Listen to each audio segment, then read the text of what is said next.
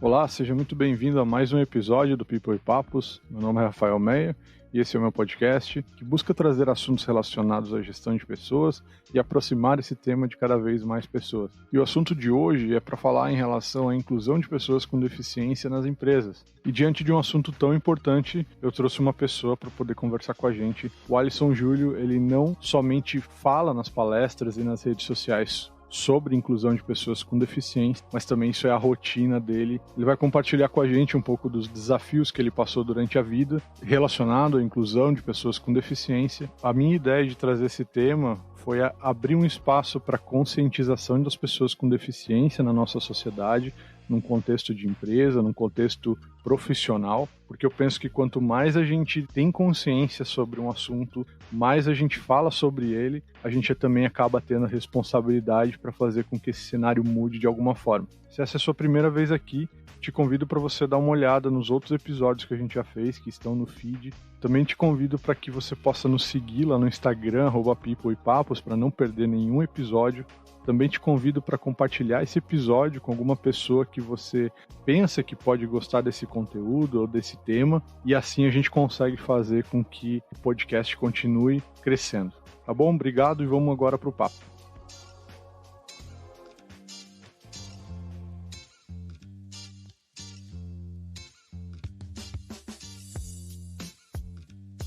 Oi, Alisson, tudo bem? Bem-vindo ao People e Papos. Obrigado por ter aceito o convite para poder participar e estar gravando isso hoje. Gostaria que a gente pudesse começar o nosso papo, você se apresentando, falando um pouquinho do que você faz, para quem ainda não te conhece. Bom, primeiro eu quero agradecer a oportunidade de a gente estar conversando aqui sobre esse tema que é tão importante, mas como tu mesmo comentou, é algo que não é tão evidente para muita gente e para muitas empresas, né? Muitas vezes é visto como um tabu, e a inclusão e a empregabilidade de pessoas com deficiência eu vejo como algo essencial para a gente ter uma sociedade melhor, e é comprovado já cientificamente que sociedades e empresas mais diversas, elas são mais produtivas, né? E se elas são mais produtivas, consequentemente, elas são mais lucrativas. O meu nome é Alisson, eu tenho 32 anos, acabei de fazer 32 anos. Eu tenho atrofia muscular espinhal, que ultimamente ficou conhecida como AME, que é uma doença genética e degenerativa, né? E eu tenho a AME do tipo 2, que é um tipo intermediário, né? Então, o tipo 1 seria o tipo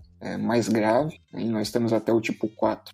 Eu sou cadeirante desde os 7 anos de idade, então desde o início da escola eu usei cadeira de rodas desde a primeira série, e consegui frequentar, mesmo com todas as limitações de acessibilidade, aí, muito antes de surgir leis e normas de acessibilidade, questões de professores assistentes, eu consegui frequentar escolas regulares e sou formado em sistemas de informação, sou analista de sistemas há 14 anos, também sou palestrante nos temas de acessibilidade e inclusão de pessoas com deficiência, tanto no meio profissional quanto no social há 6 anos já.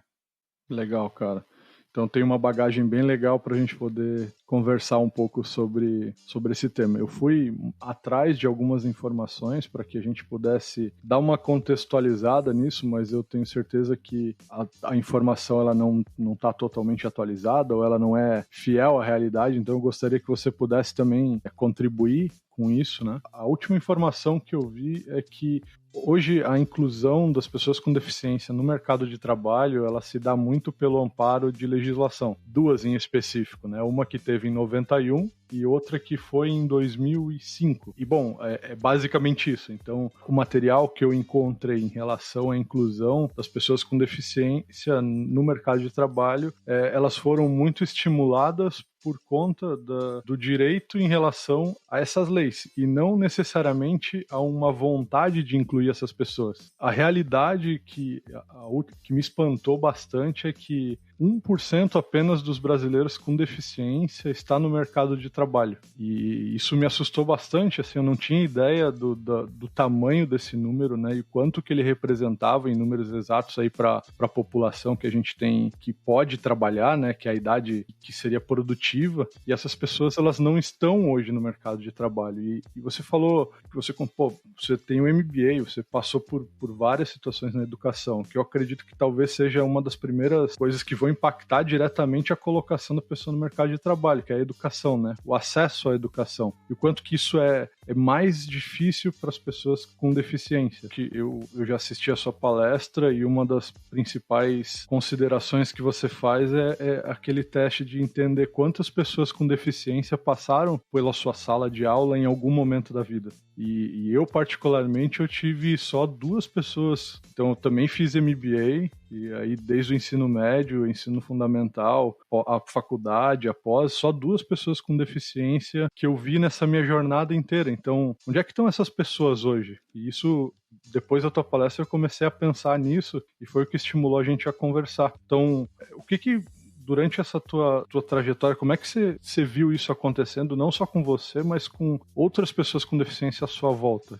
Então, sobre educação, né, a gente vai perceber que tudo que a gente conversar aqui vai acabar convergindo para a solução ser a educação. Porque a educação não é um problema só das pessoas com deficiência, né? A educação hoje é um problema de país, né? E você comentou ali sobre, poxa, só 1% das pessoas com deficiência estão no mercado de trabalho. Talvez, se for considerar o informal, tem um pouco mais aí. E isso é facilmente perceptível se você for olhar para a Previdência Social. 30% de toda a Previdência Social, que é a maior fatia do orçamento da União, corresponde ao BPC, que é o benefício de prestação continuada, né?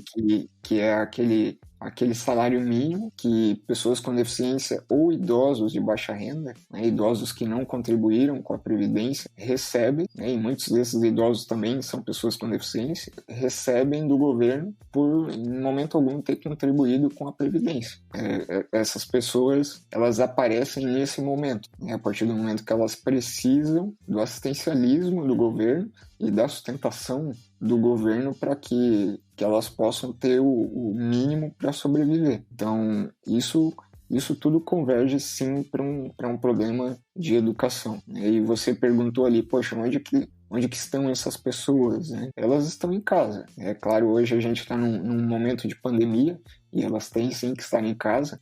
O problema é que essas pessoas, pelo mínimo amparo que se tem hoje, né, hoje se você não tiver próximo, né, questões de acessibilidade ou de inclusão, você ainda tem um amparo judicial para pleitear, né, a vaga do seu filho, algum professor auxiliar, alguma coisa nesse sentido. Mas na minha época nem isso existia, né? Então eu fiz todo o ensino fundamental na mesma escola, da 1ª à 8ª série, na época, e nenhuma obra de acessibilidade foi feita, né? E era uma escola municipal. E essa dificuldade nós tivemos, meus pais tiveram, já quando eles foram me matricular no jardim de infância. Os jardins regulares, hoje a gente chama de CI, né? Mas na época era jardim de infância, eles não aceitavam, não queriam aceitar crianças com deficiência. Então a minha mãe teve que provar, meus pais tiveram que provar de que eu tinha uma deficiência física que me limita fisicamente, mas eu não tinha nenhuma limitação intelectual e eu poderia sim aprender e me desenvolver com as outras crianças normalmente. Até que eles encontraram uma diretora de um jardim que acabou assumindo essa bronca, porque na época era uma bronca, você assumir a responsabilidade de cuidar de uma criança que não anda, né, no meio de crianças de 4 a 6 anos, é algo, hoje parece algo surreal, né? Mas a diretora, as professoras assumiram e graças a elas a gente está aqui conversando hoje, né? E foi assim durante toda a minha vida acadêmica, né? Você falou ali que você teve 2 experiências de conviver com 2 pessoas durante toda a tua educação, né? 2 pessoas com deficiência. Durante toda a minha vida acadêmica, eu fui o único aluno com deficiência nas minhas escolas e na faculdade. Enfim, na escola eu fui o primeiro, na UDESC eu fiz o DESC, eu também fui o primeiro cadeirante na UDESC. No MBA provavelmente eu não fui, porque já era um outro cenário, mas na sala eu era o único. Essas pessoas, elas ficam em casa e aí a gente vai entender que, na verdade, o problema do mercado de trabalho das pessoas com deficiência, ele se remete justamente à educação, né? Como que você vai colocar uma pessoa dentro de uma empresa que ela não se capacitou? Para você contratar qualquer profissional, você enquanto empregador, você precisa tem os requisitos para aquela vaga, para atender aquela vaga. Então, como que você vai encontrar pessoas com deficiência que atendam aqueles requisitos? Por mais que você tenha toda a acessibilidade, toda a inclusão, as pessoas no seu ambiente sejam o mais receptíveis possíveis, sejam pessoas dispostas a atender e acolher qualquer pessoa com qualquer tipo de deficiência, mas se aquele profissional com deficiência não estiver qualificado para, sim, a gente se coloca no lugar dessas pessoas e acaba sendo muito mais fácil para elas ficar em casa e receber o BPC, né? Um salário, você recebe um salário mínimo ficando em casa, né? Então não existe esse estímulo também para que a pessoa ela se desvencilhe desse auxílio e ela busque algo a mais do que isso, né? Não existe criar esse ambiente favorável para que a pessoa ela deixe de ser um agente que, financeiramente falando, consome do Estado, da União, e passe a produzir, né? E ela mesmo alçar as suas próprias condições, conseguir comprar o que ela quer, se sustentar, se manter e, por que não, pagar impostos, né? Por que não alimentar também a máquina e acabar fazendo a economia girar? Bom, eu acho que esse é o ponto principal, como você falou, uma legislação que teoricamente resguarda, mas na prática o negócio é outro, né? Muito mais embaixo. Outra questão que você falou que em vários lugares você foi o único ou o primeiro cadeirante a estar naquela instituição e como que isso aconteceu com as pessoas que estavam à sua volta? Eu acredito que são pessoas muito privilegiadas em relação à consciência da causa, porque é muito difícil você dialogar ou entender a importância de alguma coisa, de algo que está muito distante a você. Então, a partir do momento que você é exposto a situações, isso também te traz mais consciência, e aí talvez seja quando alguma coisa está perto da gente é que a gente vai querer buscar uma solução para aquilo. Então, outro ponto é fazer com que mais pessoas briguem pela causa, né, Alisson? Pô, você falou que na sua escola municipal nada de acessibilidade foi feito durante os anos que você estava lá. E eu tenho certeza que as pessoas que estavam perto de você também viam isso, né? E como que era isso nesse momento da vida? Então, falando do começo, né, ensino fundamental, eu tive a vantagem de fazer todo o ensino fundamental na mesma escola. Então, por mais que eu tenha ficado bastante tempo lá e não tenha sido feita nenhuma obra de acessibilidade, por eu ter ficado lá esse tempo todo, todas as crianças, né, falando de crianças, dos alunos, de crianças que depois se tornaram adolescentes, né, naquela transição ali, todos eles cresceram junto comigo. Então, para eles era natural ter alguém com deficiência, ter um colega cadeirante na sala ou na escola. Muitos deles a gente se encontra hoje e eles vêm me dizer: poxa, Alisson, ainda bem que a gente pôde conviver lá no início, na infância, na adolescência, porque até hoje eu presto atenção se eu vou fazer uma obra em casa, se eu vou em algum lugar, eu sempre acabo tomando cuidado para que, poxa, será que um cadeirante vai conseguir passar aqui? Então acabou despertando, né, essa sensibilidade, na verdade, nessas pessoas que conviveram comigo nessa época, né? Então, isso é muito bom, e é o que eu digo sempre, de que a pessoa com deficiência ela precisa se expor, né? Senão ela acaba ficando escondida e quem não é visto não é lembrado, né? E as pessoas não fazem uma obra acessível, não é por maldade, né? Não é porque as pessoas não querem que um cadeirante entre ali, mas é porque isso está completamente alheio do mundo delas. Então, a partir do momento que você conseguir ver mais cadeirantes, mais pessoas com outras deficiências no seu meio social, você vai começar a perceber que aquilo também é um problema seu, né? É um problema da sociedade. Cabe à sociedade resolver ele em conjunto. Falando do ensino médio, né, aí eu tive que mudar de escola, porque eu tive que sair da escola municipal. A escola municipal não tem ensino médio, e eu ganhei uma bolsa numa escola particular. Mas não era porque ela era particular que ela era acessível. Então, Então eu também fui o primeiro aluno cadeirante, mas por ser particular, assim, conforme eu ia trocando de sala e eu ia tendo que usar as estruturas da escola, tanto de laboratórios, enfim, as obras foram feitas, né? Mas elas foram feitas muito assim a toque de caixa para me atender, né? Nada relacionado a um padrão específico para no futuro talvez receber outros alunos com outras deficiências ou outros cadeirantes. E foi assim na faculdade também, na UDESC, eu fui o primeiro cadeirante.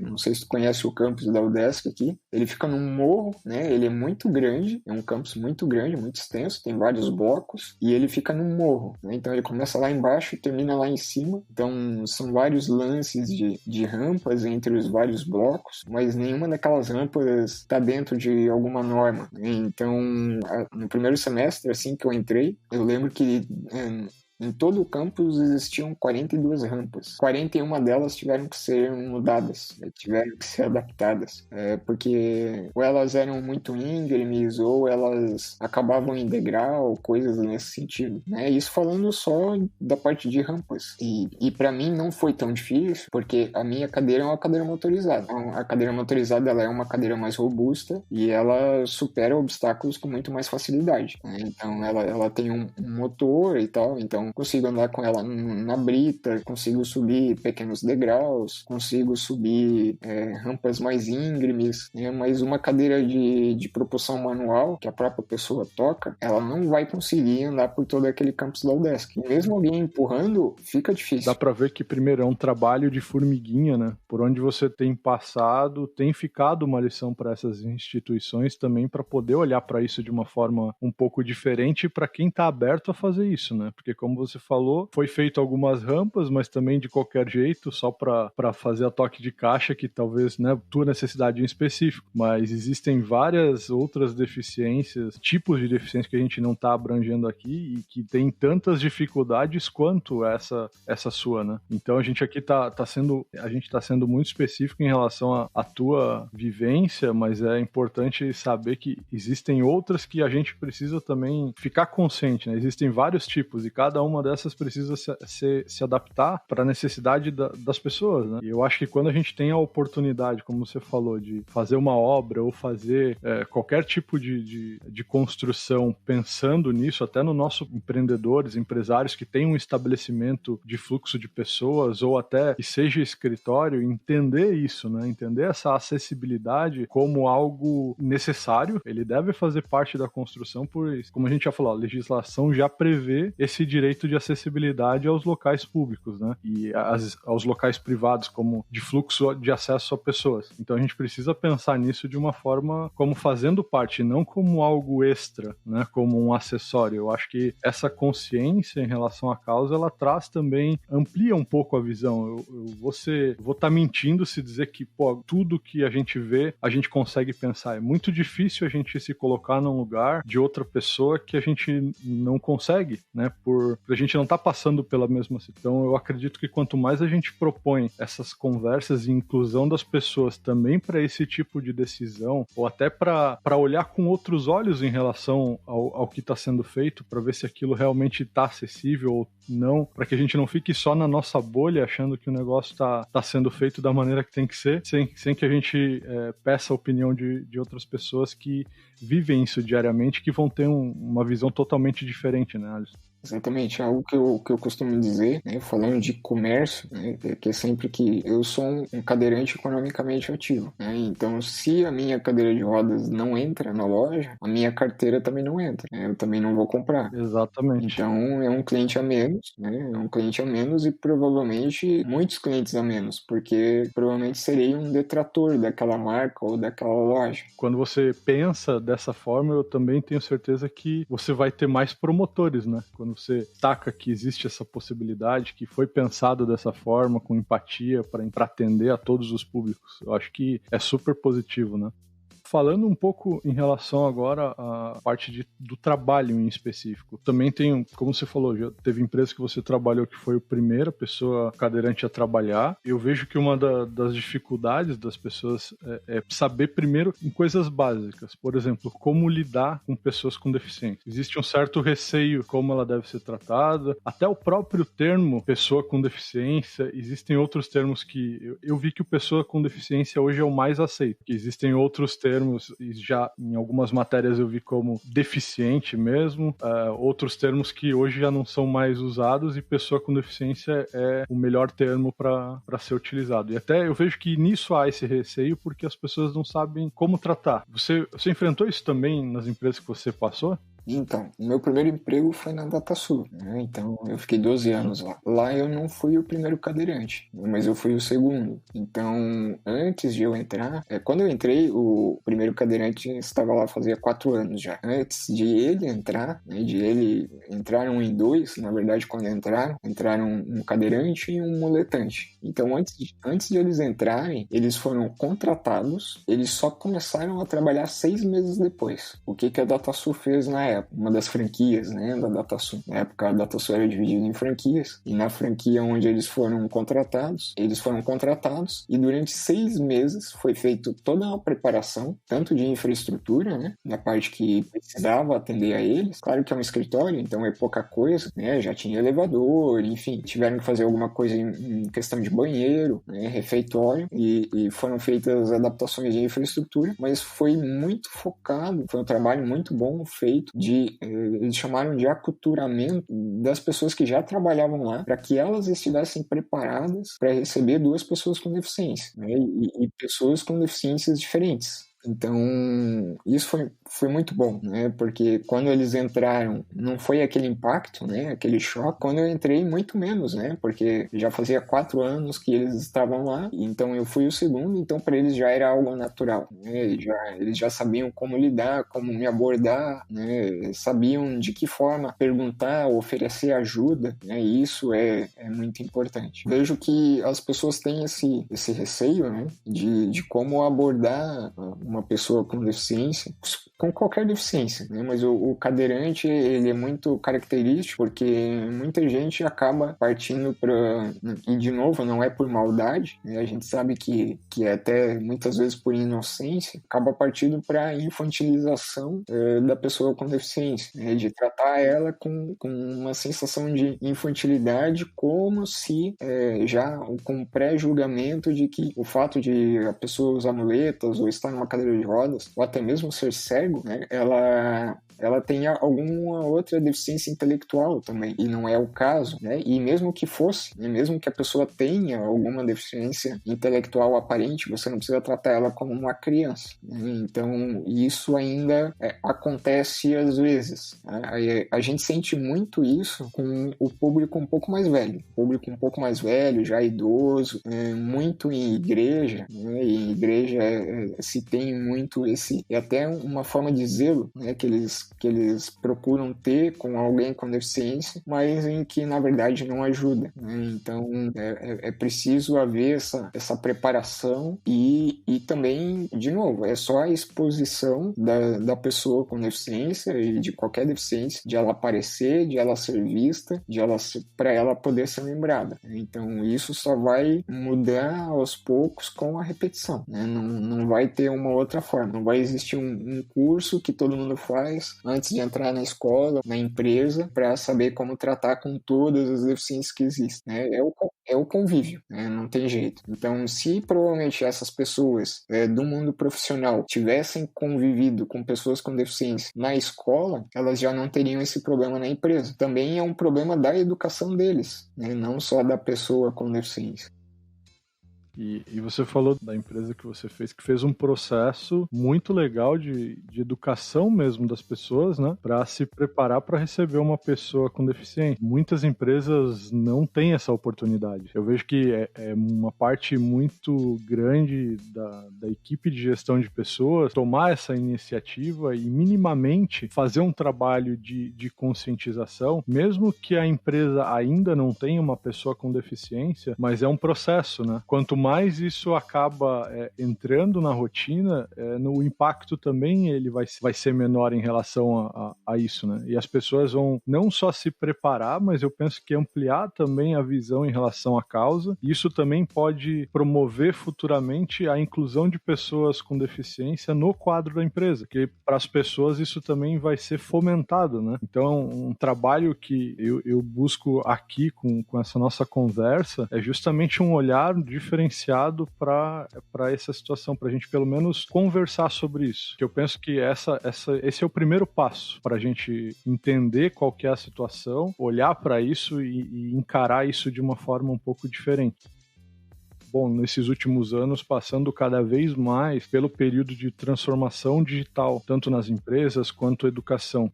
O quanto você vê que isso impacta as pessoas com deficiência para ter esse acesso à educação e ao trabalho remoto como uma possibilidade? Você vê isso acontecendo? Olha, muito pouco. Apesar de muitas das tecnologias que a gente vê hoje, às vezes terem sido até pensadas para atender pessoas com deficiência. A gente tem várias questões de acessibilidade, principalmente falando de software. Muita coisa a gente está falando agora por uma captação de áudio, mas existem lá. Agora a gente está em um momento de pandemia, é o momento das lives, das lives e das reuniões remotas, e a gente tem visto muita gente. O cara tá em casa, ele não quer mostrar muito o que ele tem em casa. Então, alguns softwares já de videoconferência, eles acabam borrando o fundo, focando só na empresa para não mostrar o cenário da casa da pessoa. E, na verdade, aquilo ali é uma tecnologia de acessibilidade para auxiliar pessoas com baixa visão. Pessoas com baixa visão ou quase cegas, elas enxergam muito por vultos e por pontos de luz, de iluminação, Então, quanto mais distração ela tiver na tela, menos ela vai conseguir se concentrar. Aquilo ali foi feito para isso, Mas agora está servindo para todo mundo. De novo, quem é que sabe disso, E como levar isso até essas pessoas, Porque a partir do momento que as pessoas com deficiência, a imensa maioria delas são pessoas que dependem de um BPC, que é um salário mínimo, qual acesso à tecnologia que elas têm? Muito pouco. Elas acabam de novo sendo excluídas pelo movimento social que é feito, pela evolução por uma questão de problema de base mesmo, que a gente tem, de questão social, de questão educacional, e não adianta, mesmo que a pessoa tenha o equipamento em mãos, por mais que tenha internet, tenha um computador ou um celular, que seja, se ela não souber o mínimo de ler e escrever, interpretar alguma coisa, ela não vai conseguir usar esse equipamento. Agora pela pandemia, várias escolas, inclusive públicas, tiveram que se adaptar ao remoto também, né? Você acha que isso pode ser um legado deixado para estimular as pessoas com deficiência também fazerem parte disso de uma maneira mais fácil, para que não precise entrar com uma ação judicial para que a pessoa possa assistir a aula? Olha, eu nunca pensei nesse sentido. Não sei te dizer, tá?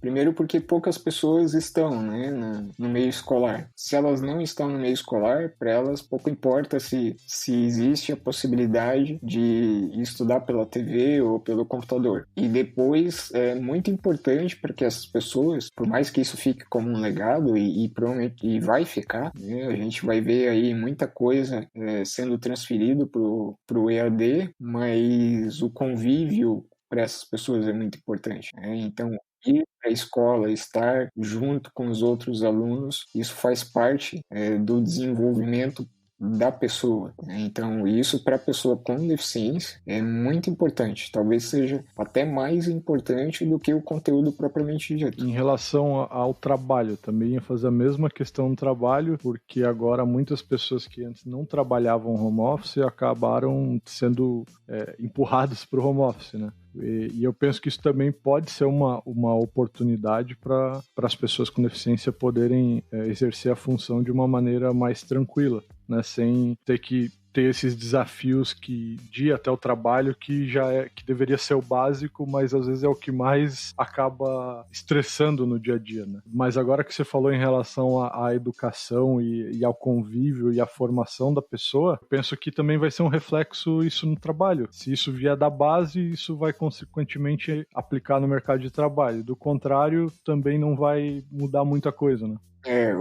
O reflexo não vai ser perceptível, porque uma pessoa para trabalhar em casa, ela precisa ter um grau de instrução relativamente alto. Hoje, as funções que se pode desempenhar de casa são funções relacionadas, na maioria, ou ao mundo de tecnologia ou administrativo. Para você chegar a ocupar uma função dessa, você precisa pelo menos ter um ensino médio, um curso técnico, ou estar cursando uma faculdade. Quantas pessoas com deficiência chegam até aí? E de novo, como eu falei lá no início, tudo que a gente discutir, a gente vai voltar para que a solução seja a educação já na base.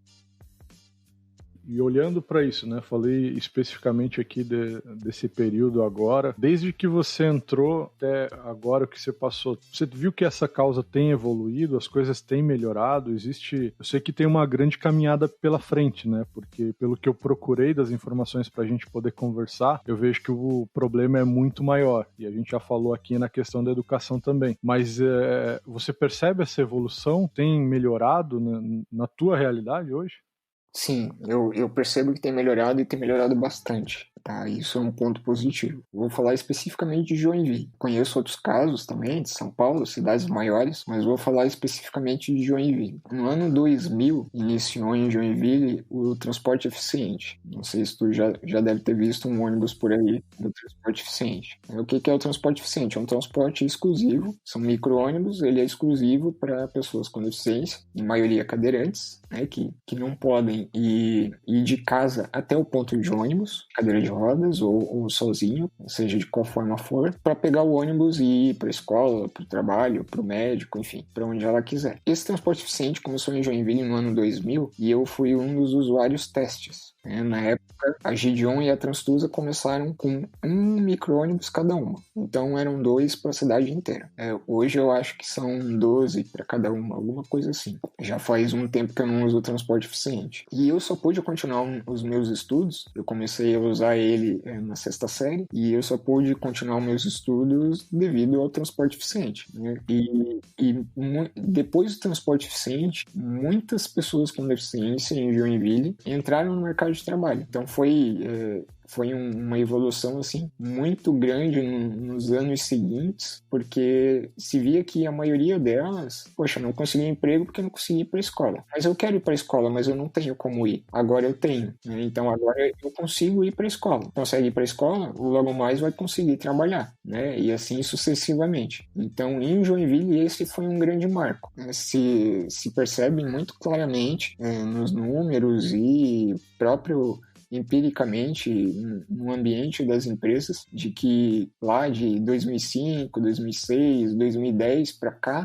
se aumentou muito o número de pessoas com deficiência nos ambientes de trabalho em Joinville. E se você for perguntar para a maioria delas, elas vão dizer que é graças ao transporte eficiente. Então, uma ação impactou vários ramos, né? Não foi uma coisa isolada, mas foi por causa de poder se locomover de uma forma melhor, impactou totalmente a vida das pessoas com deficiência, né? É uma coisa que deveria ser básico. E é uma ação que a gente teve aqui e a gente não consegue enxergar todo esse reflexo que uma ação pode proporcionar. Exatamente. O transporte eficiente, em suma, ele deveria ser algo provisório. E qual seria o mundo ideal? O mundo ideal seria que eu conseguisse, com a minha cadeira de rodas, sair da minha casa e ir até o ponto de ônibus mais próximo, né? E esse seria o mundo ideal. Aí eu não precisaria de transporte eficiente, né? Mas hoje isso é praticamente impossível, né? Porque não tem rua, não tem calçada, eu vou pegar chuva, enfim, tem uma série de coisas que, por enquanto, o transporte eficiente continua sendo essencial.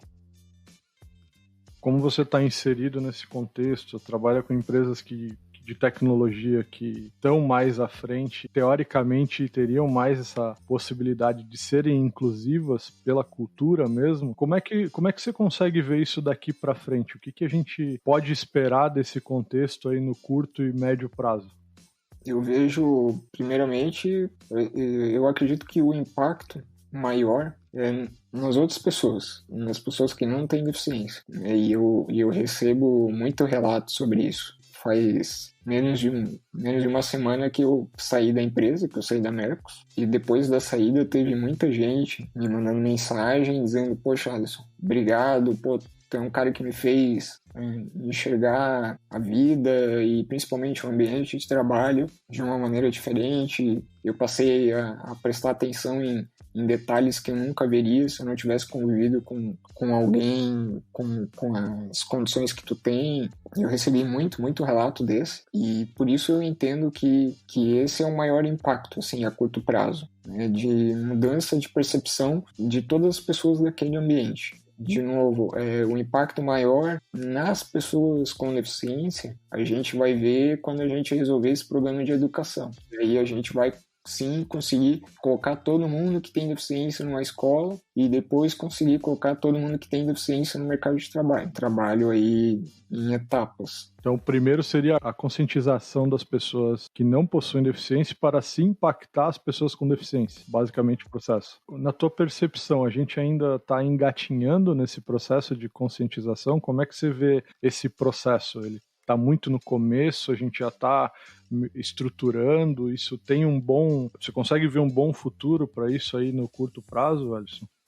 Eu acredito que sim, porque é uma causa que é nobre para todo mundo. Tu não vai ver alguém que vai franzir a testa para quando você levanta um assunto desse. Isso já é um grande passo, né? Já é um grande primeiro passo. Porque a partir do momento que você se sensibiliza e entende que aquilo é necessário e de que é viável, já é o início para você começar todo um processo de mudança, né? E aí, claro, vai depender de pessoa para pessoa, de ambiente para ambiente, o quanto tempo isso vai demorar para acontecer, né? A gente vê que a indústria, isso é muito mais difícil, porque é um ambiente muito mais hostil, né? Tem maquinários, tem toda uma série de questão de segurança de trabalho, que fica muito mais difícil você incluir pessoas com deficiência, né? Justamente por prezar pela segurança delas e por demandar um investimento muito mais alto, né, para você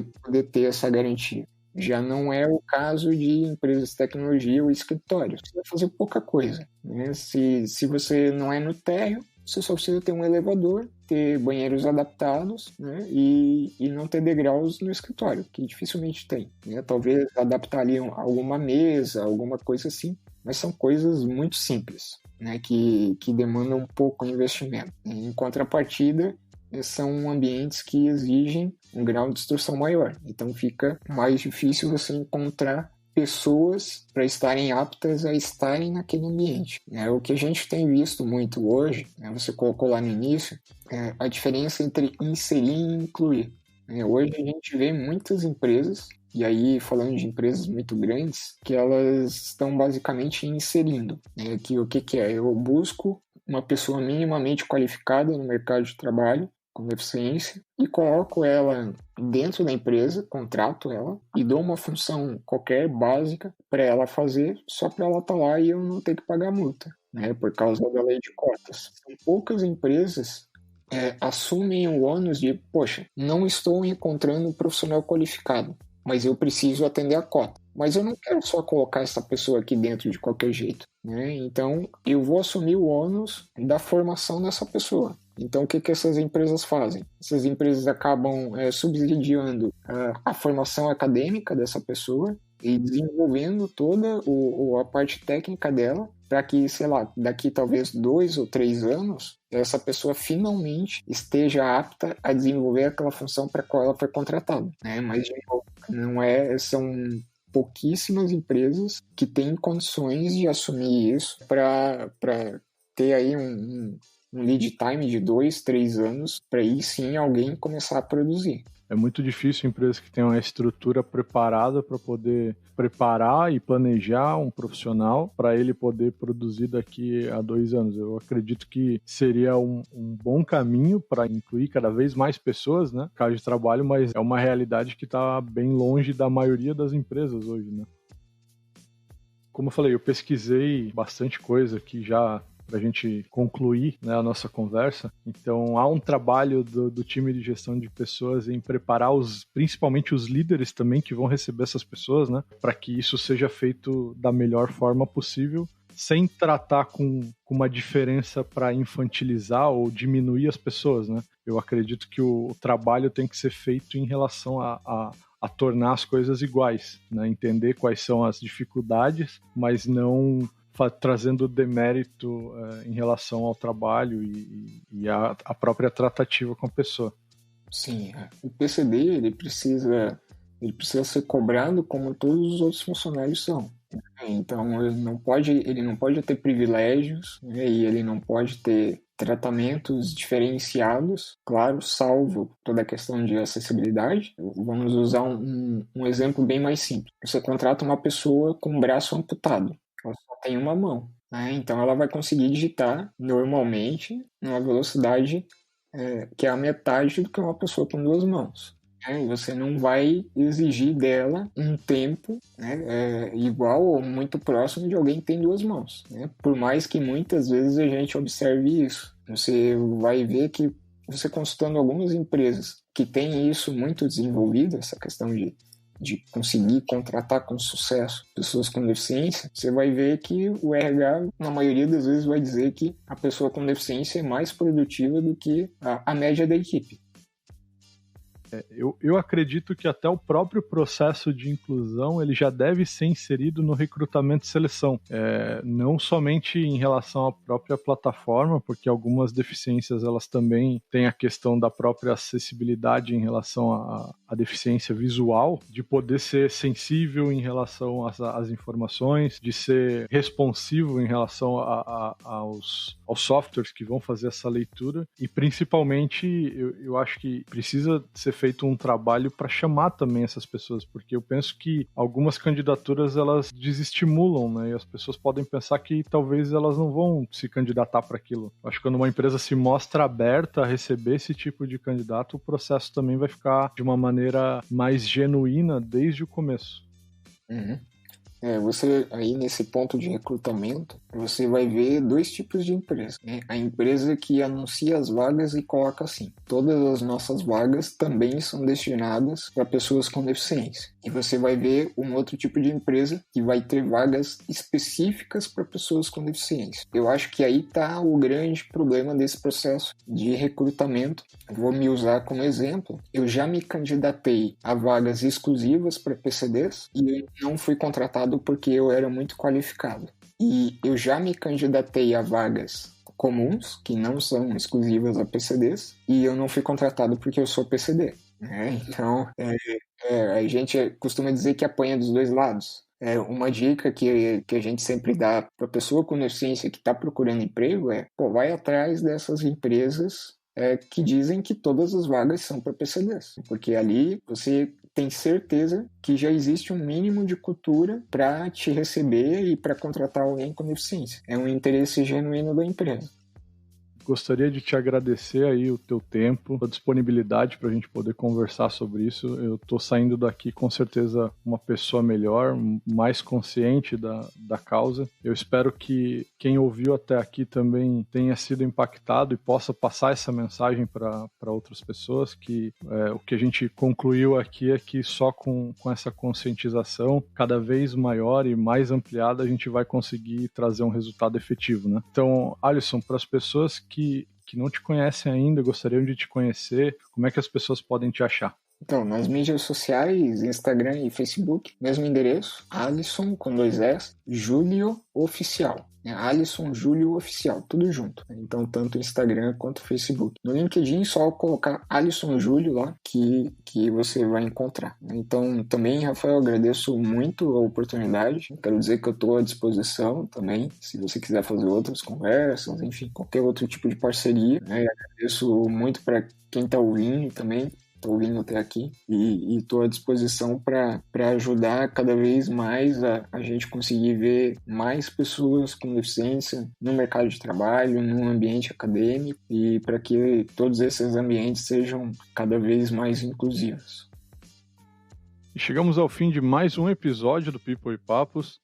Se você chegou até aqui, eu espero que tenha gostado. E se você gostou, me ajude compartilhando esse episódio com alguém que possa gostar também desse assunto. Isso ajuda bastante o nosso projeto a continuar. Eu vou deixar aqui embaixo no post do Instagram as redes sociais do nosso convidado Alisson, para que você possa acompanhar o conteúdo que ele produz. Além dos conteúdos que o Alisson produz nas redes sociais, ele também faz palestras para empresas com temas de motivação e resiliência, além de prestar consultorias para empresas que querem incluir PCDs na organização. Ele ajuda desde como encontrar essas pessoas e até em relação à cultura organizacional para incluir essas pessoas de verdade na empresa. Então é isso, muito obrigado e até o próximo episódio.